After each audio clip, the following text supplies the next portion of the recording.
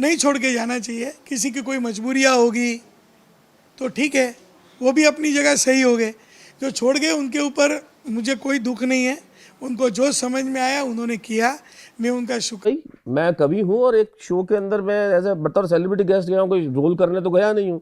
आधे घंटे का एक एपिसोड है जिसमें मैं सेलिब्रिटी गेस्ट हूँ, जिसमें मैं शैलेश लोढ़ा हूँ, और उन्होंने बड़ी असभ्य भाषा में बात की जो मुझसे बर्दाश्त नहीं हुई। ऐसा पहली बार हुआ जब असित मोदी ने इस तरह की भाषा का एक बार और भिड़ंत हो चुकी थी हमारी सेट पे। तब क्या हुआ था? जब उन्होंने कहा यहाँ सब काम करने वाले मेरे नौकर हैं, इस तरह की एक लैंग्वेज उन्होंने बोली थी। तब भी भिड़ंत हो चुकी थी कुछ समय पहले, तो तब भी एतराज़ मैंने जब मेरी दो पंक्तियाँ भी, मैंने कहा कि हर बात पे मेरी हामी नहीं है और जुल्म के आगे सलामी नहीं है, और भूल गया मेरी खुददारी का इम्तहान लेने वाला, मेरी रगों में खून है गुलामी नहीं है। क्या बात।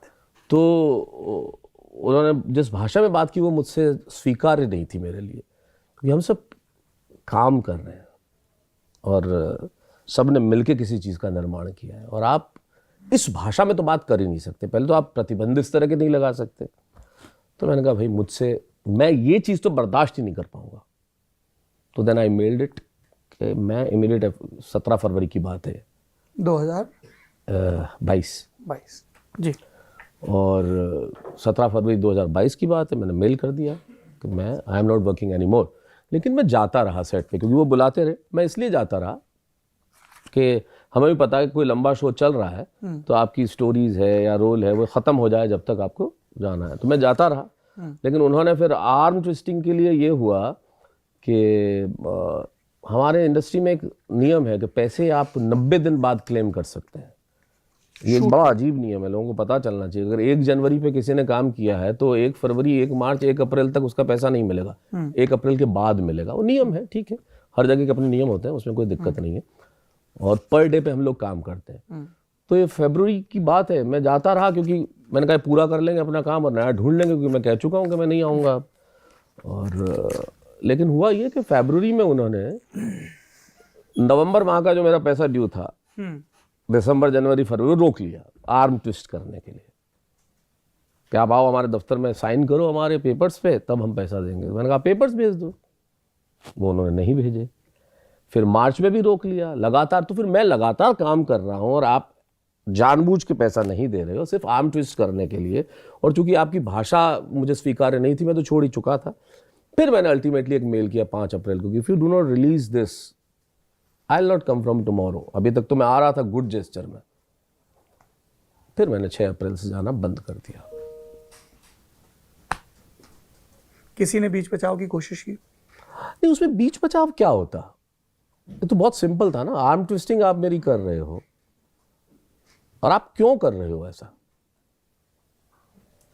या तो आप ये एक तरफ तो हम ये कहते हैं कि भाई इस पेपर पे साइन करो तो हम आपको पैसा देंगे, तो फिर आप काम ही ना करने दो ना। भाई जब तक पेपर पे साइन नहीं होता आप काम ही नहीं कर सकते, या तो ऐसा करो। That would have been a better thing. और सबसे बड़ी चीज, पैसा इसमें कोई मुद्दा ही नहीं था ना। ये तो उन्होंने आर्म ट्विस्टिंग के लिए रोका, तब फिर बात अलग हुई। मेरा मुद्दा तो वो भाषा, वो व्यवहार और वो फ्यूडलिस्टिक अप्रोच।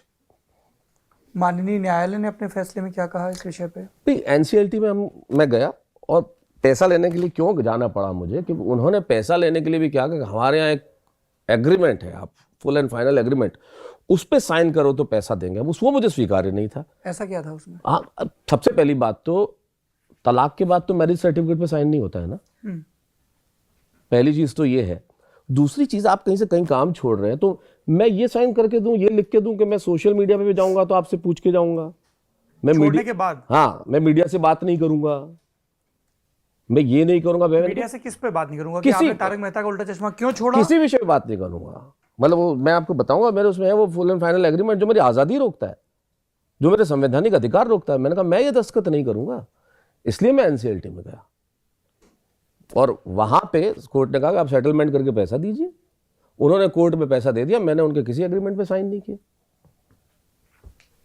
1.05 करोड़ रुपए। जी, ऐसा ही था।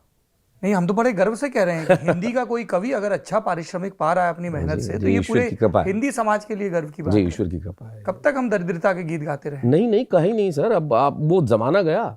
जी। वो ज़माना चला गया जब हम सोचते थे कि बीड़ी पिएगा, चाय के लिए बैठ जाएगा, धोती वाला है। आज कवि रेंज रोवर चलाता है, मर्सिडीज चलाता है, ऑडी चलाता है और